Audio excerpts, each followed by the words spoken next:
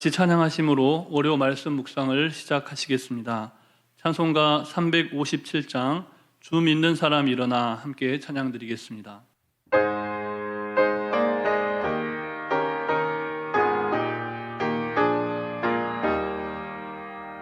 주 믿는 사람 일어나 다 힘을 합하여 이 세상 모든 마귀를 다 쳐서 멸하세. 저 앞에 오는 적군을 다 싸워 이겨라. 주 예수 믿는 힘으로 온 세상 이기네. 믿음이 이기네. 믿음이 이기네. 주 예수를 믿음이 온 세상 이기네. 온 인류 마귀 괴혈로 큰 죄에 빠지니 진리로 띠를 띠고서 그 기도 드리세. 참 믿고 의지하면서 겁없이 나갈 때 주 예수 믿는 힘으로 온 세상 이기네. 믿음이 이기네. 믿음이 이기네. 주 예수를 믿음이 온 세상 이기네. 끝까지 이긴 자에게 흰 옷을 입히고 또 영생 복을 주시니 참 기쁜 일일세. 이 어두운 세상 지나서 저 천성 가도록 주 예수 믿는 힘으로 온 세상 이기네. 믿음이 이기네. 믿음이 이기네. 주 예수를 믿음이 온 세상 이기네. 창조주 하나님, 오늘도 우리와 함께 하시며 우리의 믿음을 새롭게 하기를 기뻐하시는 그 크신 사랑에 감사를 드립니다. 이 시간 다시금 하나님의 말씀 앞에 서오니 우리의 믿음과 소망과 사랑을 새롭게 하시고 하나님의 보다 더 큰 영광을 위해 살게 하옵소서. 예수 그리스도의 이름으로 기도드립니다. 아멘. 오늘 이 시간 함께 묵상할 하나님의 말씀은 신약성경 마태복음 16장 1절부터 12절 말씀입니다. 신약성경 26쪽 전후에 있습니다.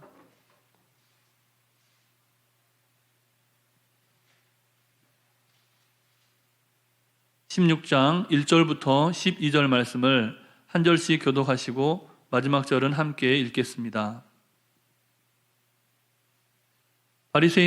바리새인과 사두개인들이 와서 예수를 시험하여 하늘로부터 오는 표적 보이기를 청하니 예수께서 대답하여 이르시되 너희가 저녁에 하늘이 붉으면 날이 좋겠다 하고 아침에 하늘이 붉고 흐리면 오늘은 날이 굳겠다 하나니 너희가 날씨는 분별할 줄 알면서 시대의 표적은 분별할 수 없느냐.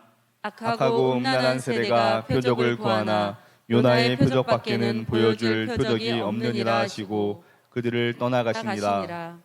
제자들이 건너편으로 갈새 떡 가져가기를 잊었더니 예수께서 이르시되 삼가 바리새인과 사두개인들의 누룩을 주의하라 하시니 제자들이 서로 논의하여 이르되 우리가 떡을 가져오지 아니하였도다 하거늘 예수께서 아시고 이르시되 믿음이 작은 자들아 어찌 떡이 없으므로 서로 논의하느냐. 너희가 아직도 깨닫지 못하느냐. 떡 5개로 5,000명을 먹이고 주운 것이 몇 바구니며 떡 7개로 4,000명을 먹이고 주운 것이 몇 광줄이었는지를 기억하지 못하느냐. 어찌 내 말한 것이 떡에 관함이 아닌 줄을 깨닫지 못하느냐. 오직 바리새인과 사두개인들의 누룩을 주의하라 하시니 그래서야 제자들이 떡의 누룩이 아니요 바리새인과 사두개인들의 교훈을 삼가라고 말씀하신 줄을 깨달으니라. 아멘. 할렐루야. 아멘. 오늘도 하나님의 말씀을 읽고 묵상하는 모든 성도님들의 삶과 일터 가운데 말씀을 통한 하나님의 은혜와 평강이 충만하시기를 바랍니다. 아멘. 우리 교회는 지난 9월 27일부터 실시간 주일 온라인 예배를 드리고 있습니다. 1부부터 4부까지 예배를 드리고 있는데 그렇게 예배를 나눠서 드리는 이유는 비대면으로 함께 모여서 다 같이 예배할 수 없기 때문에 실시간으로 예배를 드리면서 50명 미만의 성도들이라도 함께 모여서 예배하기 위해서입니다. 그런데 4부 예배를 새롭게 신설해서 함께 드리고 있는데 생각보다 4부 예배에 대한 이해가 부족해서 그런지 성도님들의 참여가 4부 예배 때 적었습니다. 그래서 어떻게든 보다 더 많은 성도님들이 예배당에 함께 나와서 예배할 수 있도록 돕기 위해서 개별적으로 가능하신 분들에게 연락을 드리고 있습니다. 어제도 한 성도님과 전화 통화를 진행하면서 4부 예배 참석을 권면하게 되었는데요. 그런데 성도님이 4부 예배를 권면했을 때 예배 시간이 12시 30분이다 보니까 점심시간대여서 참석이 어렵다라고 말씀하셨습니다. 그런데 전화를 끊기 전에 이런저런 이야기를 더 나눈 다음에 전화를 끊기 전에 성도님이 이런 고백을 하는 겁니다. 목사님, 사실은 제가 믿음이 없어요. 믿음이 있으면 어려운 형편이라도 예배를 꼭 드릴 텐데 믿음이 없으니까 그렇게 하지 못하고 있다는 고백을 스스로 하신 겁니다. 어렵게요. 전화를 끊고 잠시 생각에 잠겼습니다. 믿음이 없다. 정말 그 성도님은 믿음이 없는 것일까? 여러분은 어떻게 생각하십니까? 믿음이 적은 것일까요? 아니면 믿음이 없는 것일까요? 하나님께서는 이 질문 앞에 서 있는 우리 모두에게 오늘 본문 말씀을 통해서 믿음이 적은 성도들에게 믿음에 관하여 말씀해 주십니다. 본문은 먼저 예수님께 나아왔지만 예수님을 믿지 못하는 사람들의 이야기를 들려줍니다. 우리 본문 1절 말씀을 다시 함께 보겠습니다. 바리새인과 사두개인들이 와서 예수를 시험하여 하늘로부터 오는 표적 보이기를 청하니. 아멘. 바리새인들은 개인적인 경건과 엄한 율법, 또 윤리적인 표준을 정해서 가혹할 정도로 율법주의에 깊이 빠진 삶을 살았습니다. 이스라엘이라고 하는 나라를 하나님께서 선택하셨지만 그 나라가 패망하게 되고 열방들의 압제를 받게 되는 그 상황이 율법을 지키지 않았다는 생각을 가졌기 때문에 바리새인들은 처음에는 좋은 의도로 하나님의 율법을 말씀대로 잘 지켜야 한다, 이런 결심을 했다는 것이죠. 그런데 그들은 시간이 지나면서 점차 율법의 형식에 집중하게 됐고, 그러다 보니까 결정적으로 예수님이 이 땅 가운데 오셨음에도 불구하고 예수님을 대적했다는 사실입니다. 예수님을 찾아가기는 갔지만, 오늘 본문 1점에 말씀 나와 있는 것처럼 예수님을 찾아가기는 갔지만 예수님께 대한 믿음이 없었기 때문에 예수님을 시험하려고만 했지 결코 자신들의 구주로 예수님을 영접하지는 못했다는 것입니다. 그들은 자신들의 영적인 상태가 얼마나 심각한지를, 하나님 보시기에 그들이 얼마나 멀리 서 있는지를 하늘로부터 오는 표적을 보여달라고 예수님께 요청함으로써 그 어리석은 질문을 통해서 자신들의 믿음 없음과 정말 열악한 영적인 상태를 적나라하게 보여주었습니다. 예수 그리스도의 기적을 봤던 수많은 사람들이 하나님께 영광을 돌렸던 것과는 다르게 바리새인과 사두개인들은 그런 기적을 베푸신 예수님을 단지 자신들이 시험하는 대상으로 여겼다는 것입니다. 예수님께서는 그들의 상태를 너무나 잘 아셨습니다. 그래서 본문이 이어지는 말씀 안에서 이렇게 진단하고 계십니다. 우리 본문 2절부터 4절까지 말씀을 다시 교독하겠습니다. 제가 먼저 2절 말씀을 봉독합니다. 예수께서 대답하여 이르시되 너희가 저녁에 하늘이 붉으면 날이 좋겠다 하고 아침에 하늘이 붉고 흐리면 오늘은 날이 굳겠다 하나니 너희가 날씨는 분별할 줄 알면서 시대의 표적은 분별할 수 없느냐. 함께 읽습니다.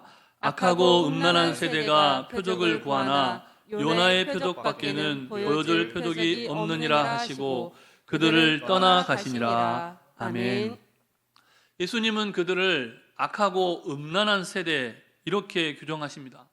그리고는 그들의 요구를 거부하고 하늘의 표적을 보여달라고 하는 그들의 요구를 거부하고 그들을 그냥 떠나가 버리십니다. 믿음이 없는 자들이 당하는 결국이 이렇습니다. 예수님을 믿고 예수님께서 베푸신 차고 넘치는 풍성한 삶을 살 수 있는 기회의 시간은 시시각각 그렇게 흘러가고 지나가고 있다는 사실입니다. 그러므로 예수님께 찾아왔다면, 어렵게 예수님께 찾아왔다면 이제는 예수님을 마음속에 모시는 믿음, 예수님을 마음속에 영접하는 믿음으로 나아가야 한다는 사실입니다. 다음으로 본문은 예수님을 따르는 믿음이 작은 사람들의 이야기를 들려줍니다. 본문 8절 말씀을 다시 함께 보겠습니다. 예수께서 아시고 이르시되 믿음이 작은 자들아 어찌 떡이 없으므로 서로 논의하느냐. 아멘. 본문에서 믿음이 작은 자들이란 떡이 없음을 이유로 서로 회의하는 사람들입니다. 여러분 그 장면이 연상이 되십니까? 오병이어의 기적과 또 칠병이어의 기적을 놀랍게 경험을 하고 광주리와 바구니에 거둔 떡들을 미처 가져오지 못한 그 상황 속에서 바리새인의 누룩과 사두개인의 누룩을 주의하라 이렇게 말씀을 하니까 누룩이라는 말을 듣자마자 우리가 떡을 가져오지 않았다. 지금 우리에게 떡이 없다. 이걸 어떻게 해야 되지? 그것을 회의하고 있다는 겁니다. 다시 말해서 예수님께 나왔고 예수님을 따르고는 있지만 세상적인 일로 여전히 마음이 분주하고 염려하는 자들을 말하는 겁니다. 예수님은 죽고 사는 영생의 문제, 무엇을 먹을까, 무엇을 마실까, 무엇을 입을까의 염려가 아니라 어떻게 하면 우리가 영원히 살 것인가, 어떻게 살아가면 우리가 영원한 죽음에 이를 수밖에 없는가, 그 문제, 즉 믿음에 관해서 말씀하셨습니다. 그런데 제자들은 누룩이라는 말을 듣고 먹을 양식인 빵을 가져오지 않은 생존의 문제에 집착해서 서로 의논하고 회의하고 염려했다는 겁니다. 여러분 어째서 이런 상황이 벌어졌을까요? 예수님의 가르침, 예수님의 교수법에 문제가 있었을까요? 아니죠. 본문의 말씀, 예수님의 말씀처럼 제자들의 작은 믿음이 문제였다는 겁니다. 믿음이 없다고 말씀하신 것이 아닙니다. 제자들의 작은 믿음이 문제였다는 겁니다. 믿음이 없는 것이 아닙니다. 다시 말씀드리지만 작은 믿음이 문제예요. 제자들은 예수님께서 베푸신 놀라운 기적을 이미 경험했습니다. 하지만 기적의 주체이신 예수님을 주목하지 못하고 기적의 결과물이자 생존을 위해 필요한 빵에 집착을 했다는 겁니다. 그 결과 눈앞에 보이는 빵이 사라진 상태에서 누룩이라는 말을 듣자마자 또다시 걱정하며 염려하여서 서로 모여서 회의하기에 이르기까지 합니다. 예수님 보시기에 그런 제자들이 얼마나 안타까웠겠습니까? 그래서 예수님은 제자들을 향해서 바리새인과 사두개인들의 누룩을 주의하라 이렇게 말씀하십니다. 바리새인들이 하늘의 표적을 보여달라 요구하셨을 때는 그들의 그 질문을 무시하고 그냥 그들을 떠나가 버리셨지만, 대응하지 않고 떠나가 버리셨지만, 제자들이 너무나 안타까운 그 연약한 믿음을 갖고 서로 먹을 것과 어떻게 하면 그 빵의 문제를 해결할까, 이것을 논의하는 상황을 지켜보시면서도 그들의 믿음을 안타까워하시면서, 작은 믿음을 안타까워하시면서 그들에게 다시 한번 그 작은 믿음이라도 잃지 않고 지켜가도록 세심한 사랑을 가지고 가르쳐주고 계신다는 겁니다. 바리새인과 사두개인들의 누룩을 주의하라. 본문에서 바리새인과 사두개인들의 누룩이 무엇인지 구체적으로 내용을 밝히고 있지는 않습니다. 이 분명한 사실은 예수님께서 제자들의 믿음을 작은 믿음이다 이렇게 규정하셨다는 겁니다. 그리고 그 작은 믿음이라도 제자들이 지켜가도록 다시 한번 사랑으로 권면하고 가르쳐주고 계신다는 겁니다. 우리 본문 9절부터 11절까지의 말씀을 다시 한 절씩 교독하시겠습니다. 먼저 제가 9절 말씀을 봉독합니다. 너희가 아직도 깨닫지 못하느냐? 떡 5개로 5,000명을 먹이고 주운 것이 몇 바구니며 떡 7개로 4,000명을 먹이고 주운 것이 몇 광주리였는지를 기억하지 못하느냐? 함께 읽습니다. 어찌 내 말한 것이 떡에 관함이 아닌 줄을 깨닫지 못하느냐? 오직 바리새인과 사두개인들의 누룩을 주의하라 하시니. 아멘. 그렇게 재차 가르쳐 주시고 설명을 해 주시자 제자들이 그때야 비로소 예수님이 하신 말씀이, 예수님이 하신 그 누룩이라고 하는 말씀이 떡에 들어가는 누룩이 아니라 바리새인과 사두개인들의 교훈, 잘못된 신앙으로 이끌어가고 이미 있는 믿음마저도 허물어버리는 그 잘못된 가르침, 그것을 말씀하신 사실이라는 것을 깨닫게 되었습니다. 예수님께 나아왔을 뿐만 아니라 예수님과 동거동락하면서 예수님께서 베푸신 수많은 기적을 몸소 체험했던 제자들의 믿음이 그 정도였다는 겁니다. 예수님이 설명해주고 또다시 가르쳐 주시지 않으면 금방 잊어버리고 현실적인 삶의 문제와 믿음이 아닌 것들을 의논하고 거기를 어떻게 해결할 것인가, 그 삶의 문제에 더 집중하게 되는 것이 제자들의 연약한 믿음이었다면 너무나 바쁘고 분주하고 여러 가지 인생의 어려움과 환난 가운데 살아가는, 오늘날 이 세상을 살아가는 성도들의 믿음은 어떻겠습니까? 사랑하는 성도 여러분, 예수님께 나아오고 예수님을 따르고자 하는 삶은 그렇지 않은 삶보다 분명히 더 낫고 소중합니다. 마찬가지로 교회에 나오고 함께 교회 공동생활을 해가는 삶은 그렇지 않은 삶보다 분명히 더 낫고 소중합니다. 하나님 보시기에 그렇습니다. 그러나 보다 더 중요한 것은 예수님을 구주로 영접할 뿐만 아니라 예수 그리스도의 부활과 심판을 믿고 예수님의 말씀을 말씀되게 살아내는 천국 시민의 삶이라는 겁니다. 서두에서 말씀드린 성도의 고백을 기억하십니까? 목사님, 사실은 제가 믿음이 없어요. 여러분, 우리는 이 말을 목사님, 저 천국 못 가요 라고 하는 말로, 이 충격적인 말로 받아들일 수 있어야 합니다. 믿음이 없다는 말은, 믿음이 없다는 고백은 그런 고백이라는 겁니다. 나는 믿음이 없어서 하나님 나라에 들어갈 수 없습니다. 이 고백을 하는 겁니다. 여러분, 믿음이 없으면 하나님께서 예수님께서 우리 곁을 떠나실 수밖에 없고, 예수님께서 떠나가시면 하나님 나라에 들어갈 방법이 없기 때문에 나는 믿음이 없어요, 이 고백은 나는 천국에 못 들어갑니다, 이 고백과 같다는 겁니다. 그러므로 작은 믿음이라도 예수 그리스도를 영접하고 예수님을 따르고 믿고 말씀을 순종하고자 애써서 따라가는 믿음의 걸음이라면, 비록 지금은 주님의 말씀을 100% 다 이해하지 못하고 부분적으로 알고 부분적으로 예언하는 것 같은 그런 연약한 믿음을 간직하더라도, 작은 믿음일지라도 그 믿음을 끝까지 지켜가는 열심이 우리에게 필요한 것입니다.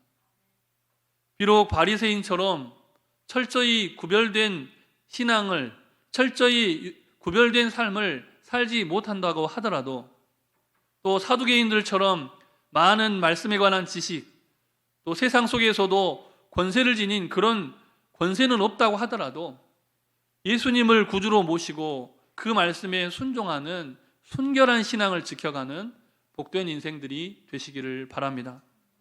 아무쪼록 오늘도 믿음과 소망과 사랑으로 새롭게 되시기를 주님의 이름으로 축복합니다. 기도하시겠습니다. 사랑의 하나님, 부족하고 연약한 우리를 떠나지 않으시고 지금까지도 오래 참는 사랑으로 우리의 작은 믿음을 지켜주시며 영생의 말씀을 교훈해 주시니 감사를 드립니다. 오늘 하루 주신 말씀을 묵상하며 형식적인 신앙생활과 세속적인 욕망에 물든 옛사람을 벗어버리게 하옵소서. 오직 믿음과 소망과 사랑으로 새롭게 되어 하나님의 보다 더 큰 영광을 위해 살아갈 수 있는 큰 믿음을 가진 하나님의 사람들로 변화시켜 주시옵소서. 우리의 작은 믿음을 끝까지 지켜주시며 영원한 하나님 나라 백성 되게 하신 예수 그리스도의 이름으로 기도드립니다. 아멘. 하늘에 계신 우리 아버지, 아버지의 이름을 거룩하게 하시며 아버지의 나라가 오게 하시며 아버지의 뜻이 하늘에서와 같이 땅에서도 이루어지게 하소서. 오늘 우리에게 일용할 양식을 주시고 우리가 우리에게 잘못한 사람을 용서하여 준 것 같이 우리 죄를 용서하여 주시고 우리를 시험에 빠지지 않게 하시고 악에서 구하소서.